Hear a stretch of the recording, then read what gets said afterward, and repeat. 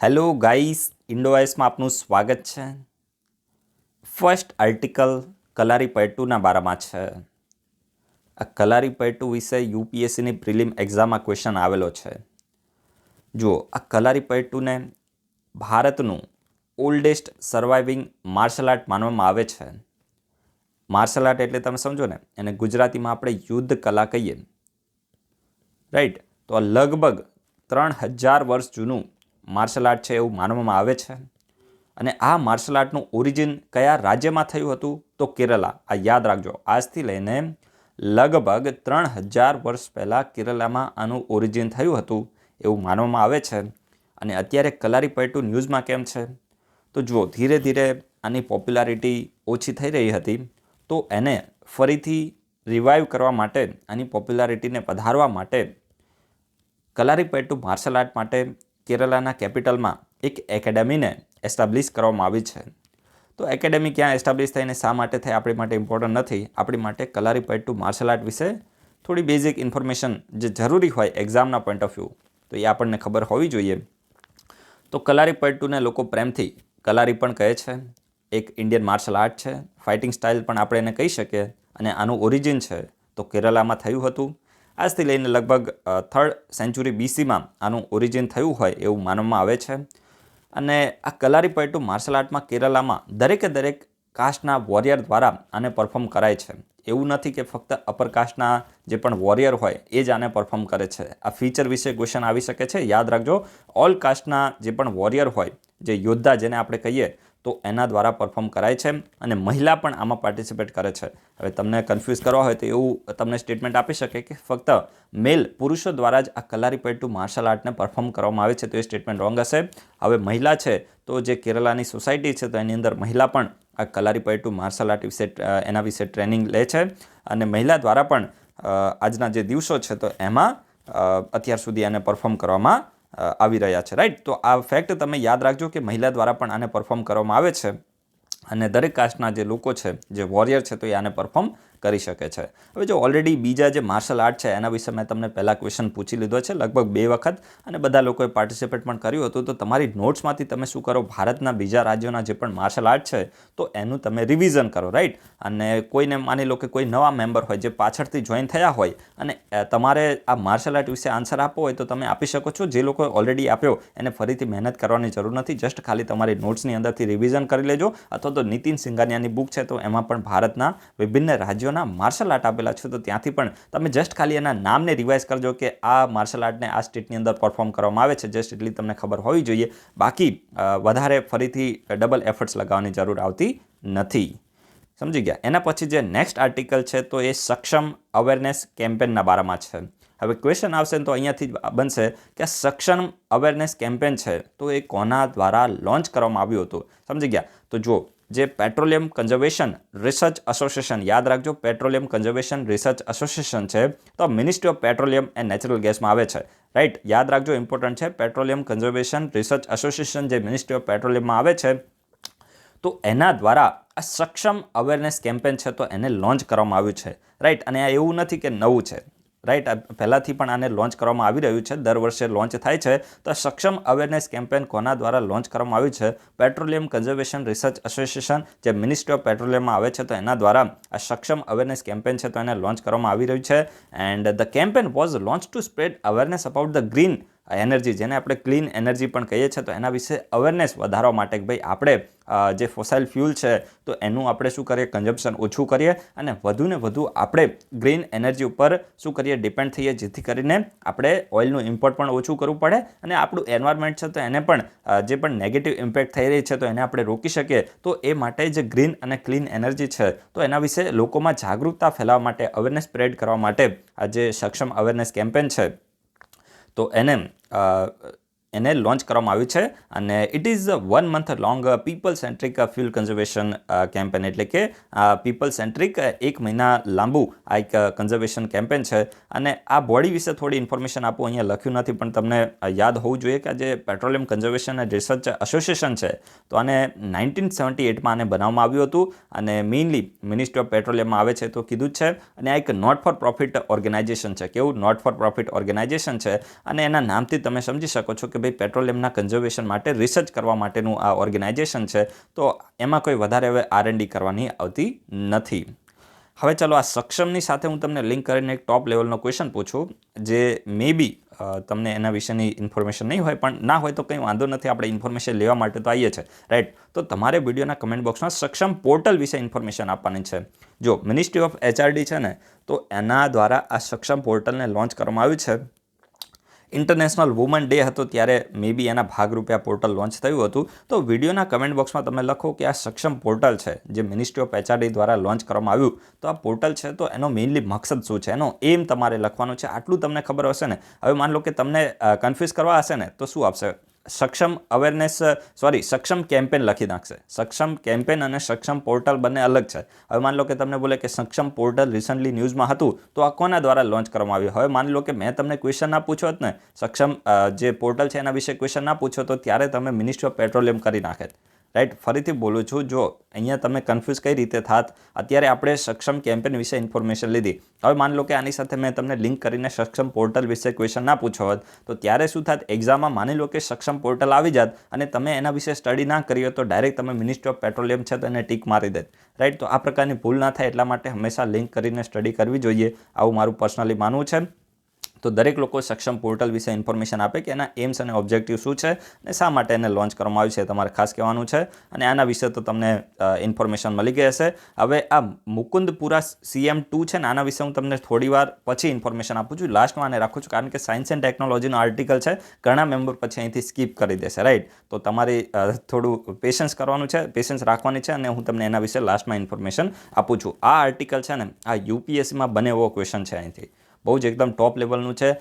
The great green wall initiative, the great green wall initiative question બનશે ને, તો અહીંયાથી જ બનશે, એટલું તમે યાદ રાખજો. મેં તમને આફ્રિકાનું સાહેલ રીજન વિશે ઇન્ફોર્મેશન આપી હતી ને, આથી થોડા દિવસ પહેલાં મેં તમને મેપમાં પણ બતાવ્યું હતું, અત્યારે ફરીથી નહીં કરીએ. સાહેલ રીજન છે, એના સિવાય જે આફ્રિકાનું જે સહારાનું જે રીજન છે, તો ત્યાં આ ગ્રેટ ગ્રીન વોલ ઇનિશિયેટિવ છે, તો ત્યાં એ જે એરિયા છે, તો એમાં જે ડેઝર્ટિફિકેશન થયું છે, તો એને ઓછું કરવા માટે, સમજી ગયા, ત્યાં મેઇનલી જે પ્લાન્ટ છે તો એને ઉગાડવા માટે આ પ્રકારનું જે ઇનિશિયેટિવ છે. ગ્રેટ ગ્રીન વોલ એટલે તમે સમજો ને, ગ્રીન વોલ એટલે તમે અહીંયા સમજી શકો, અહીંયા પ્લાન્ટને બધું ઉગાડવામાં આવશે, જે પણ ડેઝર્ટિફિકેશન થયું છે તો એને રોકવામાં આવશે, સમજી ગયા. તો એ જ એના માટે જ આજે આફ્રિકન યુનિયન છે તો એના દ્વારા ગ્રેટ ગ્રીન વોલ ઇનિશિયેટિવ છે તો એને લોન્ચ કરવામાં આવ્યો હતો, રાઈટ. અને લગભગ 2007માં આ જે ઇનિશિયેટિવ છે તો એ લોન્ચ થયો હતો. અને મેઇનલી લગભગ 100 મિલિયન જેટલા આફ્રિકન છે, આફ્રિકાના લોકો છે, તો એની લાઈફને ટ્રાન્સફોર્મ કરવા માટે આ ગ્રેટ ગ્રીન વોલ ઇનિશિયેટિવ છે તો એને લોન્ચ કરવામાં આવ્યો હતો.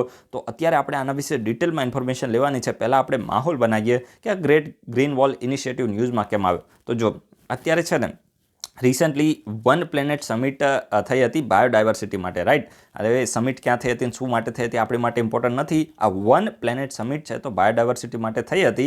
અને એ વન પ્લેનેટ સમિટમાં જે great green wall for Sahel and Sahara initiative છે, તો એની માટે $14 બિલિયન ફંડ છે તો એ રિસીવ કરવામાં આવ્યું છે. આ $14 બિલિયન રિસીવ થયા એ પણ આપણી માટે ઇમ્પોર્ટન્ટ નથી, જસ્ટ ખાલી અત્યારે આપણે માહોલ બનાવીએ છીએ કે આ શા માટે આ ગ્રેટ ગ્રીન વોલ ન્યૂઝમાં આવી. The funding is to be use to restore the degraded land, strengthen the resilience and create a green job and protect the biodiversity. એટલે કહેવા શું માંગે છે કે આ જે ફંડિંગ મળ્યું છે તો એ શાની માટે છે, તો જે પણ ડિગ્રેડેડ લેન્ડ છે તો એને રિસ્ટોર કરવી, સાથે સાથે જે રેઝિલિયન્સ છે, રેઝિલિયન્સ એટલે તમે સમજો ને, તો એ રેઝિલિયન્સને આપણે સ્ટ્રેન્થન કરવું, મજબૂતી પ્રદાન કરવી. એટલે રેઝિલિયન્સ એટલે માની લો કે કોઈ પણ પૂર આવવાનું હોય, સમજી ગયા, અથવા તો માની લો કે કોઈ પણ સાયક્લોન આવવાનું હોય, તો એ સાયક્લોન સામે માની લો કે એકદમ સ્પીડમાં પવન ફૂંકાતો હોય, તો એની સામે આપણી બિલ્ડિંગ ટકી શકે, તો એ માટે પહેલાંથી આપણે બિલ્ડિંગને એવી તૈયાર કરીએ. જેમ આપણી બોડી છે તો એનામાં શું થાય કે અમુક એવા વાયરસ હોય તો એની અગેન્સ્ટમાં રેઝિલિયન્સ, જે રીતે પેલી એન્ટીબોડી રેઝિલિયન્સ જેને કહે છે ને, કે ભાઈ તમે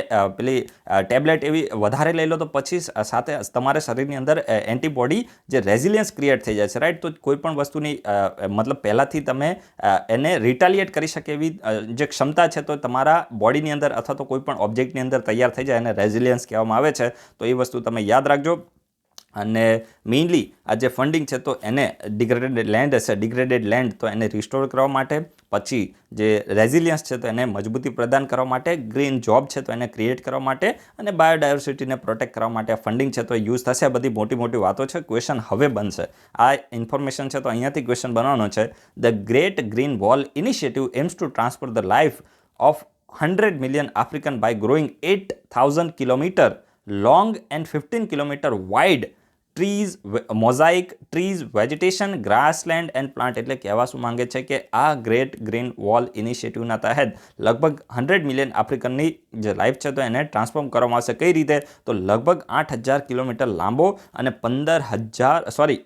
8,000 કિલોમીટર લાંબો અને 15 કિલોમીટર વાઇડ 15 કિલોમીટર વાઇડ જે મોઝાઇક જે મેઇનલી ટ્રીઝ છે આ એરિયાની અંદર લગભગ અહીંયા મેઇનલી ટ્રીઝ છે, પછી વેજીટેશન ને ગ્રાસલેન્ડ ને પ્લાન્ટ્સ ને આ બધું ગ્રો કરવામાં આવશે જેથી કરીને ત્યાં ગ્રીનરી આવે, રાઈટ, અને લોકોની જે લાઈફ છે તેને ટ્રાન્સફોર્મ કરી શકાય. The great green wall is an African led initiative. આ કેવો ઇનિશિયેટિવ છે? મેઇનલી જે આફ્રિકાના લોકોનો લેડ. હવે આફ્રિકન યુનિયન શું છે? તો આફ્રિકાની કન્ટ્રીનું યુનિયન છે, રાઈટ. તો આફ્રિકન લેડ ઇનિશિયેટિવ છે અને આને 2007માં સ્ટાર્ટ કરવામાં આવ્યું હતું by African union to combat desertification, land degradation અને ડ્રોટ, રાઈટ. તો જે પણ લેન્ડ ડિગ્રેડેશન થાય છે, ડેઝર્ટિફિકેશન થઈ રહ્યું છે અને જે ડ્રોટ જેવી એટલે કે દુષ્કાળ જેવી જે પરિસ્થિતિ ઊભી થાય છે તો એને રોકવા માટે, એને કમ્બેટ કરવા માટે આજે મેઇનલી જે ગ્રેટ ગ્રીન વોલ ઇનિશિયેટિવ છે તો એને લોન્ચ કરવામાં આવ્યો હતો. The project aims to restore 100 million hectare of the degraded land by 2030 એટલે કે 2030 પહેલાં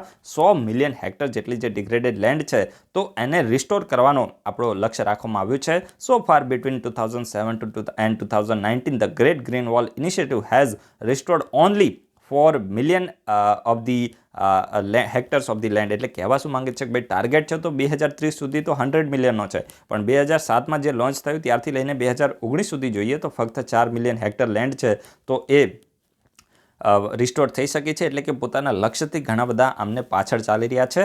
the countries that are selected as a intervention zones for the great green wall initiative એટલે કે આ ગ્રેટ ગ્રીન વોલ ઇનિશિયેટિવમાં કેટલી કન્ટ્રીઝમાં આજે મેઇનલી એફર્ટ્સને લગાવવામાં આવશે તો એ કન્ટ્રીઝ છે ચાડ છે, બુર્કિના ફાસો, ઇટ્રિયા, ઇથોપિયા, માલી, નાઇજર, મોર્શિયાના, નાઇજીરિયા છે, સુડાન, સેનેગલ, જીબુતી, રાઈટ. તો આટલી કન્ટ્રીઝ છે તો આ ગ્રેટ ગ્રીન વોલ ઇનિશિયેટિવ છે તો એમાં મેઇનલી અહીંયા ઇન્ટરવેન્શન કરવાનું છે, ઇન્ટરવેન્શન ઝોનમાં આવે છે.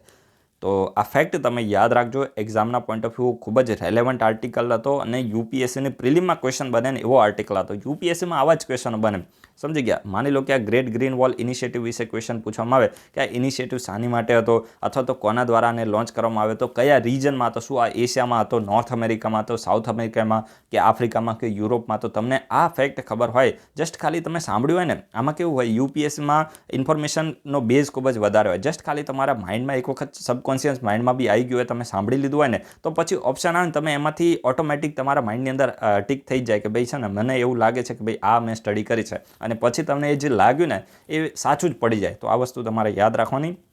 સ્ટડી કરેલી ક્યારે પણ વેસ્ટ જતી નથી અને આ તો યુપીએસસી છે ભાઈ. અમુક વખતે 2 વર્ષ પહેલાં 3 વર્ષ પહેલાંના પણ કરંટ અફેર્સ પૂછી લેતી હોય છે.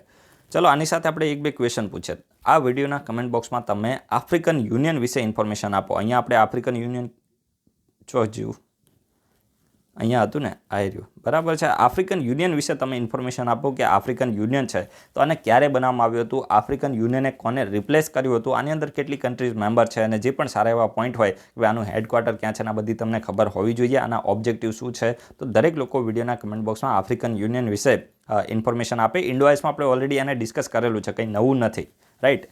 એના પછી જે નેક્સ્ટ આર્ટિકલ છે તો સ્વિચ ના બારામાં છે. સ્વિચ અનમેન્ડ એરિયલ વ્હીકલ એટલે અનમેન્ડ એરિયલ વ્હીકલ યુએવી એટલે શું થાય, ડ્રોન. સમજી ગયા. યુએવી એટલે શું થાય, ડ્રોન જેને આપણે કહીએ તો એનું આ ઓફિશિયલ નામ છે અને પ્રેમથી આપણે ડ્રોન કહીએ છીએ, રાઈટ. તો એટલું યાદ રાખજો, તમને એક્ઝામમાં આવે કે સ્વિચ રિસન્ટલી ન્યૂઝમાં હતું તો આ શું છે, તો સ્વિચ છે. તો પછી હવે રિસન્ટલી ન્યૂઝમાં હતું એટલે એવું ના હોય સ્વિચ, તો યાર પછી આપણે પંખો ચાલુ કરવાની પણ સ્વિચ હોય, સમજી ગયા. પણ એ લોકો ઓપ્શન એવા સેટ કરે ને, હવે માન લો કે તમને એમ આપે કે સ્વિચ છે તો પછી એમાં તમને પહેલો ઓપ્શન આપે કે અનમેન્ડ એરિયલ વ્હીકલ આપે, પછી બંદૂક આપે, રાઈટ, મતલબ જે ગન લખી આપે, પછી માન લો કે તમને એવું લખે કે મિસાઇલ આપે ને પછી આપે સબમરીન આપે ને ટોર્પેડો આપે ને, આવી રીતે તમને ઓપ્શન જ એવા સેટ કરીને આપે, સમજી ગયા. એમ કંઈ હવામાં ક્વેશ્ચન ના પૂછી લે. હવે માન લો કે અહીંયા સ્વિચ આપે ને પછી તમને પહેલો ઓપ્શન એવો આપે કે પંખો ચાલુ કરવાની પછી લાઇટ ચાલુ કરવાની, તો ભાઈ એ તો સ્વિચ તો બધાને ખબર હોય, પણ આવો એનું નામ એવું રાખેલું છે તો ઓપ્શન પણ એવા જ સેટ થાય. તો એટલા માટે આ પ્રકારના આર્ટિકલ આપણે ડિસ્કસ કરીએ છીએ. તો ક્યારે પણ એવું નહીં સમજવાનું કે ભાઈ આનું ક્વેશ્ચન આવશે તો હું કઈ રીતે યાદ રાખીશ, તો તમને ઓપ્શન એવા બનાવીને આપશે. તો આ સ્વિચ અનમેન્ડ એરિયલ વ્હીકલ છે તો એનું એક હાઈ ઓલ્ટિટ્યુડ વેરિયન્ટ છે, તો એની માટે આપણી જે મેઇનલી જે ઇન્ડિયન આર્મી છે તો એને $20 મિલિયન એક કોન્ટ્રાક્ટ સાઇન કર્યો છે આઈડિયા ફ્રોજ અથવા તો આઈડિયા ફોર્જ આપણે એને કહીએ. આઈડિયા ફોર્જ આ એક છે ને અનમેન્ડ એરિયલ વ્હીકલ માટેની કંપની છે, સમજી ગયા. એક મેજર પ્લેયર છે આઈડિયા ફોર્જ, જે મેઇનલી અનમેન્ડ એરિયલ વ્હીકલ છે તો એને પ્રોડ્યુસ કરે છે, મેન્યુફેક્ચર કરે છે. તો આ તમને ખબર પડી ને કે ભાઈ ઇન્ડિયન આર્મીએ $20 મિલિયન એક કોન્ટ્રાક્ટ છે તો આઈડિયા ફોર્જ સાથે સાઇન કર્યો છે. તો આ તમને ખબર પડી. એક્ઝામમાં અહીંયાથી જ ક્વેશ્ચન આવશે કે સ્વિચ શું છે, તો અનમેન્ડ એરિયલ વ્હીકલ છે ને હવે એનું હાઈ ઓલ્ટિટ્યુડ વેરિયન્ટ છે તો એને આપણે પરચેસ કરવાનું છે. આપણે ઇન ધ સેન્સ કે ઇન્ડિયન આર્મીએ આઈડિયા ફોર્જ જે એક કંપની છે એની પાસેથી. Switch unmanned aerial vehicle is an indigenous એટલે કે સ્વદેશી સિસ્ટમ છે build to cater the most demanding surveillance operation of the Indian forces એટલે કે જે સર્વિલિયન્સ ઇન્ડિયન ફોર્સિસના જે પણ સર્વિલિયન્સ ઓપરેશન છે એની માટે આ સ્વિચ અનમેન્ડ એરિયલ વ્હીકલ છે તો એની ડિમાન્ડ ખૂબ જ વધારે છે. મેઇનલી જે પણ હાર્શ એન્વાયરમેન્ટ હોય, પછી ડિફિકલ્ટ ટેરેન હોય અને ડે અને નાઇટ સર્વિલિયન્સ માટે જે અનમેન્ડ એરિયલ વ્હીકલ છે હાઈ ઓલ્ટિટ્યુડ એરિયામાં પણ આનો યુઝ કરવામાં આવે છે. તો બધી મોટી મોટી વાતો છે, અહીંયાથી કોઈ ક્વેશ્ચન નહીં બને. ક્વેશ્ચન આ પહેલી લાઇનમાંથી બની જવાનો છે અને આઈડિયા ફોર્જ સાથે આપણે એની માટેની જે ડીલ છે તો એને સાઇન કરી છે, આ પણ તમે યાદ રાખી શકો છો. લાસ્ટ જે આર્ટિકલ છે અહીંયાથી કોઈ ક્વેશ્ચન પૂછું કે ના પૂછું? ચલો ને પૂછી લઉં, ખોટું ના લગાડતા. નિંજા ડ્રોન વિશે ઇન્ફોર્મેશન આપો. ઇન્ડોઆઈસમાં આપણે ડિસ્કસ કરેલું છે નિંજા ડ્રોન. વિડીયોના કમેન્ટ બોક્સમાં તમારે શું લખવાનું છે કે આ નિંજા ડ્રોન છે તો આ નિંજા ડ્રોનને કોના દ્વારા યુઝ કરવામાં આવી રહ્યા છે, સમજાય? મતલબ મિનિસ્ટ્રી તમારે લખવાની છે કે કઈ મિનિસ્ટ્રી. શું આને ડિફેન્સ મિનિસ્ટ્રી યુઝ કરે છે કે શું આને માન લો કે હું તમને બીજી કઈ મિનિસ્ટ્રી આપું, મિનિસ્ટ્રી ઓફ HRD હું તમને આપી શકું, એના સિવાય હું તમને મિનિસ્ટ્રી ઓફ રેલવે આપી શકું. તો વિડીયોના કમેન્ટ બોક્સમાં લખો કે નિંજા ડ્રોન છે તો એને કોના દ્વારા યુઝ કરવામાં આવે છે ને એનો પર્પસ શું છે. પર્પસ ખાસ તમારે લખવાનો છે, રાઈટ? અને મિનિસ્ટ્રી પણ તમને ખબર હોવી જોઈએ, કારણ કે જ્યારે ડ્રોન આવે ને ત્યારે તમે મિનિસ્ટ્રી ઓફ ડિફેન્સ ને HRD ને એમાં કન્ફ્યુઝ થતા હોય છે. મિનિસ્ટ્રી ઓફ રેલવે પણ ક્યારેક આવતું હોય છે. તો તમારે જોઈને કહેવાનું છે કે નિંજા ડ્રોન શાની માટે. જેને ઇન્ડોઆઈસના કરંટ અફેર્સ કરેલા છે એને તો ઓલરેડી યાદ જ હશે. એના પછી જે નેક્સ્ટ આર્ટિકલ છે તો આયરન ઓર પોલિસીના બારામાં છે. જસ્ટ આટલું જ તમારે યાદ રાખવું છે. અહીંયાથી જ તમે કન્ફ્યુઝ થશો, 100% આપણી ગેરંટી છે. આયરન ઓર પોલિસી છે તો કઈ મિનિસ્ટ્રી છે ને આ જ તમારે યાદ રાખવું છે. મિનિસ્ટ્રી ઓફ રેલવે કરી છે. તમને કદાચ થોડું નવું લાગશે પણ મિનિસ્ટ્રી ઓફ રેલવેની ન્યૂ આયરન ઓર પોલિસી છે તો આ તમને ખબર પડી. હવે આયરન ઓર પોલિસી શાની માટે છે તમે જોયું હશે કે પેલી માલગાડી જેને આપણે કહીએ ને દેશી ભાષામાં માલગાડી આવી હોય ને, તમે જે લોકોએ ટ્રેનમાં મુસાફરી કરી હશે તો તમે લોકો જોયું હશે કે એક પેસેન્જર ટ્રેન હોય અને એક ગુડ્સ ટ્રેન હોય, જેને આપણે ઇંગ્લિશમાં જે આમ પ્રોફેશનલ બનીને આપણે ગુડ્સ ટ્રેન જેને આપણે કહીએ તો દેશી ભાષા રાખો ને આપણે માલગાડી જેને કહીએ તો આની અંદર સામાન ભર્યો. તો એમાં તમે જોયું હશે કે અમુક વખતે એની અંદર કોલ હોય, કોલસો જેને આપણે કહીએ તો એ ભરેલો હોય છે. તો એની માટેની નવી પોલિસી, એના ટ્રાન્સપોર્ટેશન ને એ બધાની એના રેક્સ ને એની માટેની જે નવી પોલિસી છે તો એ ઇન્ડિયન રેલવે દ્વારા શું કરવામાં આવી છે, અપ્રૂવ કરી દેવામાં આવી છે. તો તમને પૂછવામાં આવે કે ન્યૂ આયરન ઓર પોલિસી છે તો કઈ મિનિસ્ટ્રી દ્વારા અપ્રૂવ કરવામાં આવી છે, તો ત્યારે તમારે મિનિસ્ટ્રી ઓફ રેલવેને ટીક મારવાનું છે. ભૂલથી પણ કોઈ બીજી મિનિસ્ટ્રી ના કરી દેતા, રાઈટ?